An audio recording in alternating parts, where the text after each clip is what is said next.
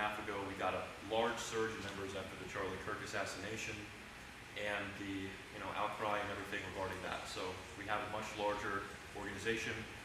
We have some new people stepping up to fill in executive roles. Like we're going to have a new vice president because the current one is a little bit busy with other things, and we're going to have a new treasurer. His name is going to be Pax, and he was the moderator actually in the last one. He spoke up. He was the guy with the long hair who looked like Jesus, who stood up. One of the guys that came and defended Councilman Wynn for saying some words, reading some sermons at the council meeting about a month and a half ago. So we're doing very successfully. We're growing the movement. We're getting more young people involved. I think it's really important that we do that. And we're still seeing a large deal of momentum. So I've actually brought some young Republicans here today. People like Mason, Clayton. We have Tori back there, and also Dell.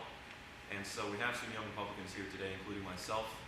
So we're just continuing to grow the movement, and we want to incorporate those people in the Delmarva conservative movement because it's important that we have those cross-generational bonds and teamwork, and the young Republicans as well as the seasoned Republicans, as David likes to say.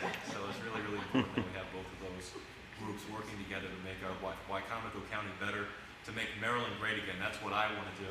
That's my position. That's the goal of the Maryland College Republicans. So we're aiming and we're fighting to do that as best as we can.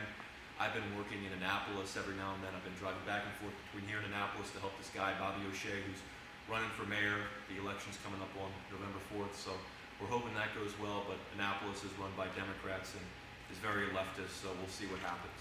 But we're working as hard as we can. Of course, I'm very excited to hear what John Myrick has to say. I've actually tabled with him many times in the past, so I've worked with him before.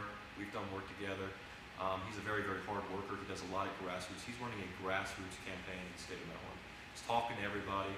He's doing as best as he can to reach all voters in Maryland. So I'm glad that he's here today. That's all I have to say. So thank you all. I appreciate it.